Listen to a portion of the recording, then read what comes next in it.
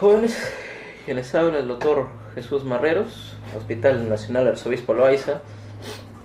Vamos a hacer la revisión de restricción del crecimiento intrauterino. El nombre correcto es restricción, ya no es retardo. Ustedes van a encontrar algunas preguntas en la residencia anteriores que van a decir. Van a encontrar el término de retardo de crecimiento, el cual ha sido ya cambiado por una restricción. ¿Cómo vamos a definir restricción? La restricción pues es la incapacidad patológica de alcanzar el potencial del crecimiento fetal genéticamente estimado.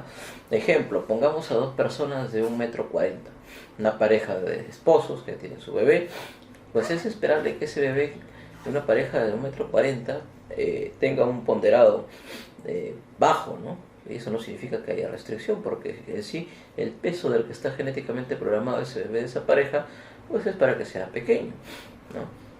Sin embargo, está dentro de los estándares. En cambio, por ejemplo, una pareja que tenga el esposo 1,90 m, ¿no? Y la esposa pues que tenga 1,70 m, pues es bien difícil creer que van a tener un bebé que pese 2,5 kg o 2,6 kg, ¿no?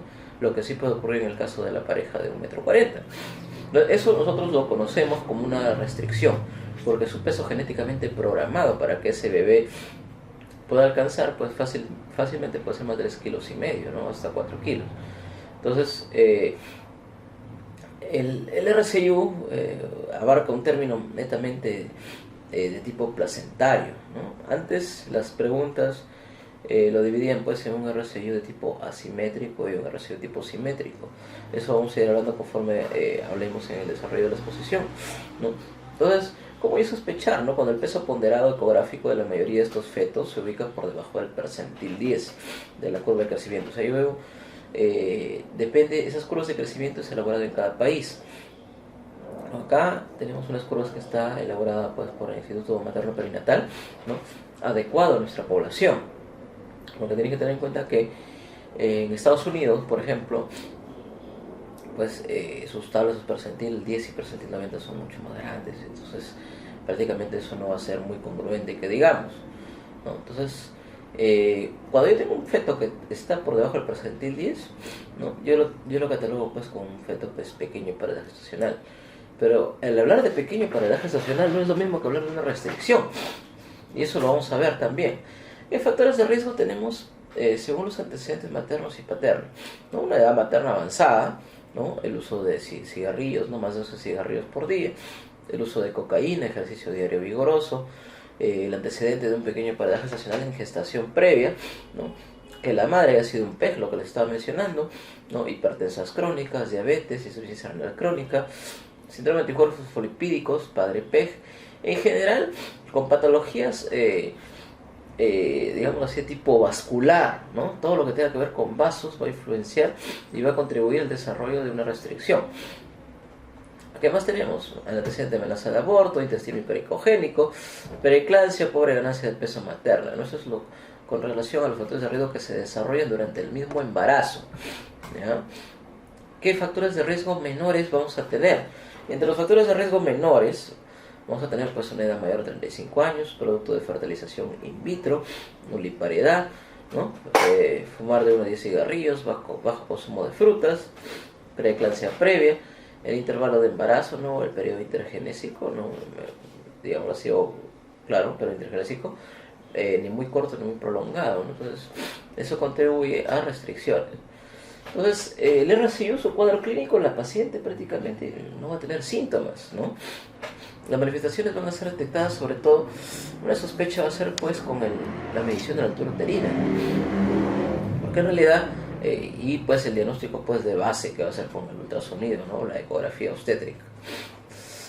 Es importante que tenemos que conocer, como dice la diapositiva, que los neonatos con un bajo peso no detectados antes del nacimiento tienen un riesgo 4 veces mayor de evolución adversa. Generalmente las pacientes que tienen un feto con restricción al crecimiento, pues les va a llevar a que tengan pues un pronóstico mucho más tórpido en el trabajo de parto. Generalmente el RCIO propiamente dicho no va a tolerar el trabajo de parto, ¿ya? No va a tolerar el trabajo de parto. Entonces, ¿cuál va a ser el protocolo, no? O sea, en función a a estos hallazgos, ¿qué es lo que yo voy a hacer para poder identificar una restricción? Primero, la anamnesis, todos los factores de riesgo que hemos conversado, ¿cierto? Entonces, aquellos pacientes que tengan pues factores de riesgo mayores o 3 menores van a ser enviadas pues para hacerse una ecografía, ¿no? Y pues también hay ciertos parámetros. Como les dije, si el RCIU, la restricción, tiene un origen netamente vascular, pues vamos a tener que hablar de alguna prueba que me permita evaluar los flujos del producto, ¿no? Para que pueda garantizar su crecimiento. Entonces, eso se encarga la ecografía Doppler.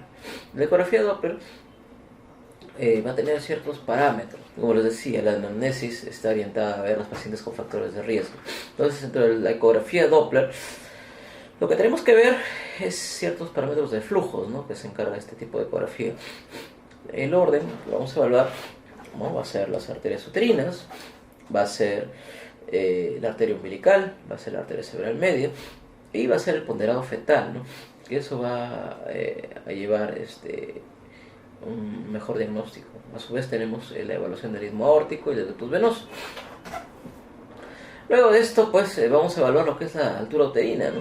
La altura uterina tiene una sensibilidad de 30% para detectar pequeños periodos gestacionales. La adaptación pues se va a ajustar a la paridad, a la altura, al peso de la madre, ¿no? Y va a aumentar pues la sensibilidad de la pesquisa. Se recomienda su uso de la altura uterina a partir de las 24 semanas. ¿Ya? Aquellos por debajo del percentil 10 van a ser referidos para hacer la ecografía. Finalmente, tenemos que ver lo que es el diagnóstico ecográfico. Entonces, la evaluación ecográfica, ¿qué es lo que tenemos que calcular primero? Tenemos que calcular la edad gestacional. Como ustedes saben, la ecografía más exacta para el cálculo de edad gestacional es la ecografía del primer trimestre, con un error de más o menos 3 a 5 días. La ecografía del segundo trimestre tiene un margen de error de 7 a 10 días. Y pues, la ecografía del tercer trimestre de 14 a 21 días. El parámetro más exacto para evaluar la edad gestacional desde el punto de vista de mediciones, la eco del primer trimestre es la longitud coronalga.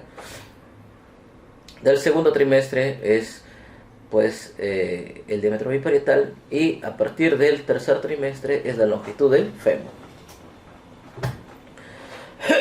Tenemos que ver, ¿no?, el ponderado fetal a través de las fórmulas de Hadlock, eso está de por sí tabulado en el párrafo. Y pues, ¿no?, aquellas pacientes pues, que tengan un ponderado en circunferencia menor al percentil 10 entran en nuestro criterio. Y luego de eso tenemos que evaluar también el crecimiento, ¿no?, cómo están las curvas de crecimiento, ¿no?, para ver si es que realmente pues es un RCIO verdadero o un PEG. El PEG no me va a encontrar alteraciones en el Doppler, simplemente yo tengo un Doppler normal, pues con alteraciones, o mejor dicho, sin alteraciones vasculares. Con respecto al RCIU, nosotros vamos a tener dos tipos de RCIU. Vamos a tener un RCIU de tipo temprano y un RCIU de tipo tardío. El RCIU de tipo temprano generalmente se da antes de las 32 semanas. Tiene una frecuencia del 1 al 2%. El RCIU de tipo tardío tiene una frecuencia del 3 al 5%. ¿Qué ocurre? Les dije que la medición del Doppler es básico. Entonces, el principio del Doppler, ¿cuál es? A más pequeño es el vaso, se supone que va a pasar menos sangre, hay menos flujo. Y por ende la resistencia que ofrece el vaso para ese flujo es mucho mayor, ¿sí? ¿Qué ocurre cuando al bebé le quitas el flujo? El bebé trata de perfundir los órganos nobles. Al hablar de órganos nobles tenemos como cerebro, corazón, hígado y suprarrenales, ¿sí? Y vaso también. Entonces, trata de perfundir y el primer vaso que va a dilatar va a ser la arteria cerebral media. A un momento que ese flujo se va a llegar a invertir, ¿no? Luego de este flujo invertido, pues va a llegar a haber una alteración a nivel de lo que es el istmo aórtico y finalmente el ductus venoso. Esa secuencia tan bonita de alteración de los flujos es típico de un RCIU de inicio temprano, ¿sí?, que tiene un origen netamente placentario, tan igual como el de inicio tardío, con la diferencia de que este RCIU de inicio temprano se asocia sobre todo en pacientes con preeclampsia. El Doppler del umbilical se va a encontrar considerablemente normal. Acuérdense de ese parámetro, el Doppler o la alteración de la arteria umbilical, ¿no? Entonces tiene una alta tolerancia a la hipoxia, ¿no?, con alta morbimortalidad, ¿no?, y una baja prevalencia, ¿no? es muy baja su prevalencia, ¿no? Que tenga toda esa secuencia normal, ¿no? Por lo tanto, el problema es el manejo, ¿no? Por lo que es un bebé prematuro, es bien difícil conocer en qué momento tú vas a acabar el embarazo. Generalmente se termina, pues, dependiendo de los hallazgos Doppler que tengamos, que eso también lo vamos a ver. El problema con el RCIO de inicio tardío es el diagnóstico, ¿no? Generalmente se dan después de las 32 semanas. Sin embargo, aquí viene nuestro problema, que la arteria umbilical se va a encontrar normal. En el Doppler del umbilical no va a haber alteración, como en el RCIO de inicio temprano. Y tiene una baja asociación con preeclampsia. Por lo tanto, antes, ¿qué decían? ¿O qué dice su literatura, ¿no? De los libros que han revisado, ¿no? Que al final dice, la mejor predicción para restricción de crecimiento de cosas es el Doppler arterio umbilical. Ese concepto ahora ha cambiado a partir de este año en el mes de enero. Lo que le estamos ofreciendo acá en la institución son actualizaciones de este año, son revisiones últimas y consensos mundiales. ¿Sí? Entonces, este Doppler umbilical puede estar normal, ¿no? Y tiene una baja asociación con preeclampsia. Hay una adaptación cardiovascular tipo central y pues el feto pues tiene una baja tolerancia a la hipoxia. Esto explica, esto ustedes lo deben haber visto cuando tienen un bebé que aparentemente todo está bien y luego tiene un óbito de causa inexplicada, ¿no? Ese bebé se ovita sin que nosotros sepamos la causa. Pensamos en poliomioelitis, pensamos en diabetes, en tiroides, en patología pues morfológica. Al final ese bebé aparentemente está bien y de la nada falleció. Tenía una arteria umbilical, un Doppler realmente normal y de un momento a otro falleció. Entonces la mortalidad es baja, el problema es el diagnóstico, ¿no? Es causa común de mortinato, de muerte fetal inexplicada, con un pobre resultado de término y una alta prevalencia. De los dos, el más frecuente va a ser el RCIO de inicio tardío, con una alta probabilidad de falsos negativos, ¿no? Por la arteria umbilical normal que esté presente. Entonces, miren, este grafiquito me muestra las arterias, la secuencia, ¿sí? El que ven el primero, en el RCIO de inicio temprano, ven el índice de pulsatilidad. El índice de pulsatilidad viene a evaluar la resistencia en toda la onda del Doppler de cada vaso, ¿sí? Entonces, el índice de pulsatilidad de la arteria uterina se encuentra sobre el percentil 95. El CPR es el mejor, o índice cerebroplacentario, vendría a ser el mejor parámetro para evaluar, ¿no? Se dice de que si el índice cerebroplacentario es menor al percentil 5, ¿no? Entonces ya empieza a haber alteraciones, ¿no? Es el paso siguiente para el desarrollo de hipoxia o descentralización. Luego que sigue la arteria umbilical, ¿sí? La arteria umbilical mayor del percentil 95, el índice de pulsatilidad. De ahí, pues, sigue la arteria umbilical, ¿no? Con una ausencia, pues, en la onda en diástole. Y finalmente una reversión, una onda reversa de la onda en diástole. El índice de la arteria cerebral media, el IP, menor al percentil 5, y finalmente el istmo aórtico. Todo esto es una secuencia, o sea, un vaso primero se altera para llegar al otro. Primero se altera la uterina, luego el índice cerebroplacentario, finalmente la umbilical, ¿sí?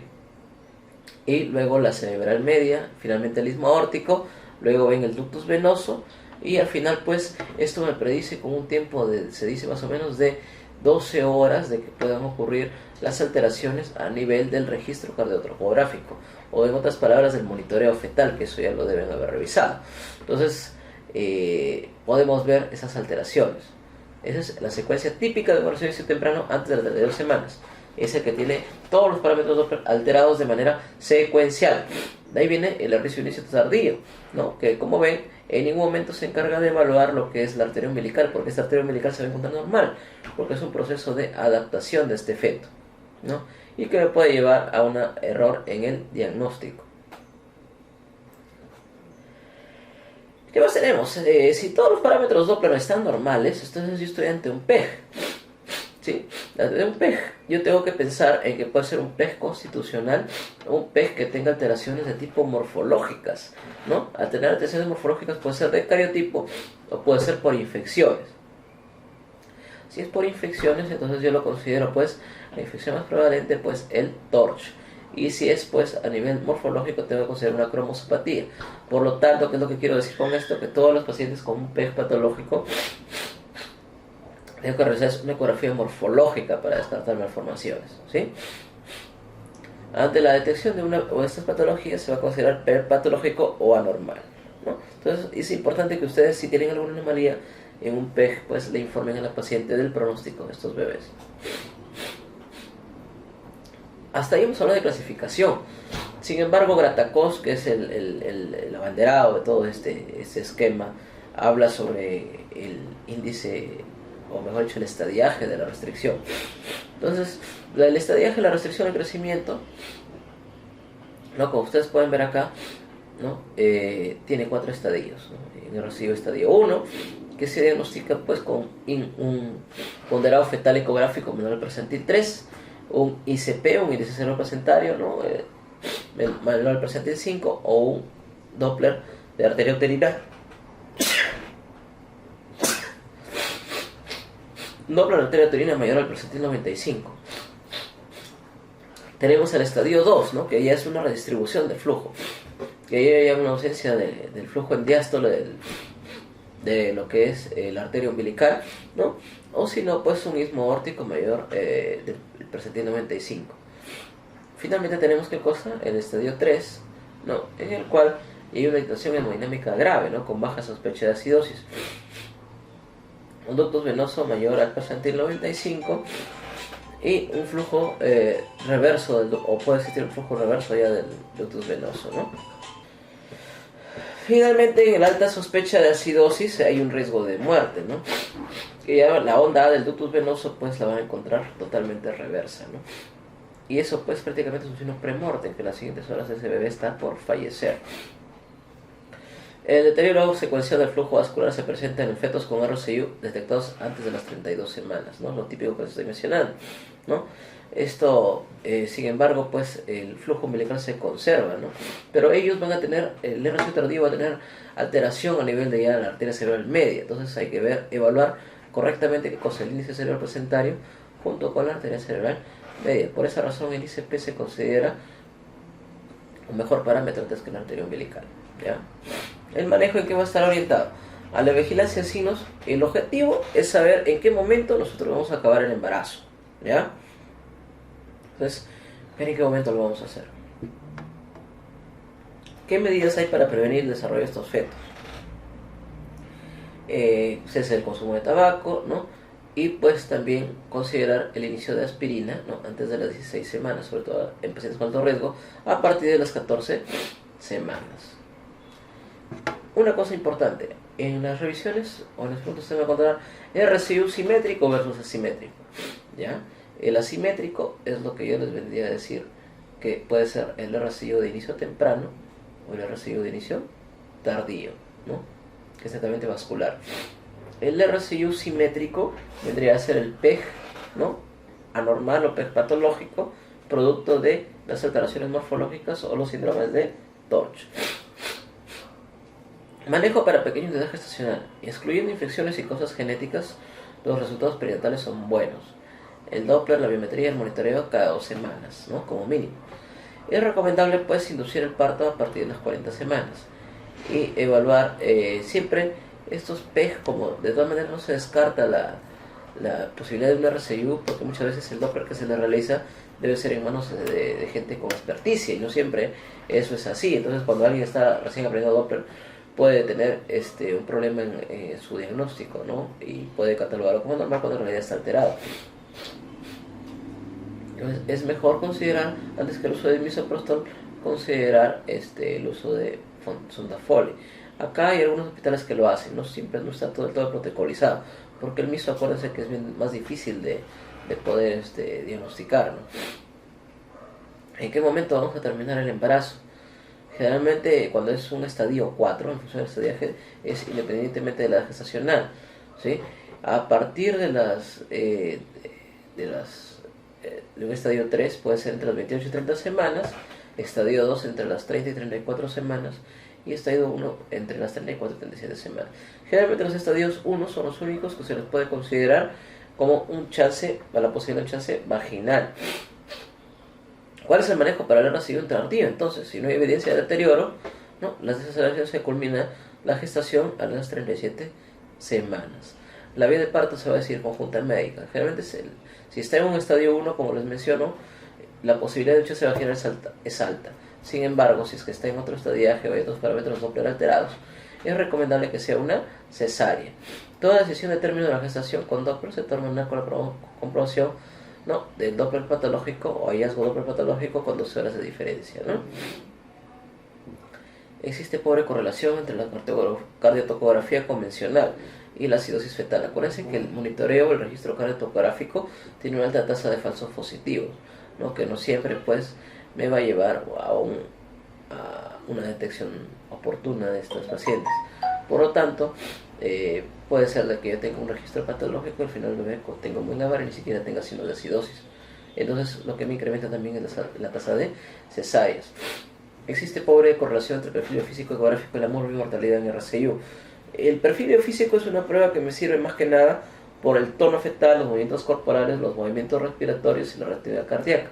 Esos 4 parámetros, ¿no?, junto con el índice de líquido amniótico, me va a permitir que yo pueda evaluar trastornos de tipo metabólico, trastornos de tipo acidótico, ¿no? Por ejemplo, una diabetes, una infección, una sepsis, una colonitis, una pielonefritis, ¿no?, en las cuales los cambios de pH pueden alterar considerablemente el feto. Y los parámetros ahí se van a reflejar mucho mejor en el perfil físico. Pero cuando es patología netamente vascular, como un RCIU, el de elección es el uso del Doppler, ¿no? Para el diagnóstico de oligoamnio se deberá usar el pozo vertical mayor y no el índice del líquido amniótico. Eso lo vamos a conversar un poco en oligohidramios, ¿ya? Finalmente, este es el cuadro que resume todo este proceso que hemos estado hablando. En función al estadiaje, ¿no? Una cosa es qué tipo de RCIU es, si es RCIU temprano o tardío, y otra cosa es en qué estadiaje se encuentra. Yo, como les digo, los parámetros que tengo que ver es el peso ponderado fetal, el índice cerebroplacentario, el índice de cerebral media, ¿sí?, y lo que es el índice de la arteria uterina, ¿no? Entonces, ahí ven sus percentiles. Lo ideal es acabar las 37 semanas. Se puede considerar la inducción de labor de parto, de preferencia con dilatación con balón. A partir del estadio 2 siempre es una cesárea, ¿sí? Y en caso de que todos los parámetros se encuentren persistentes, ¿no?, y que ya no haya otra alteración mayor, considerar su monitoreo cada 2 días, ¿no?, en promedio.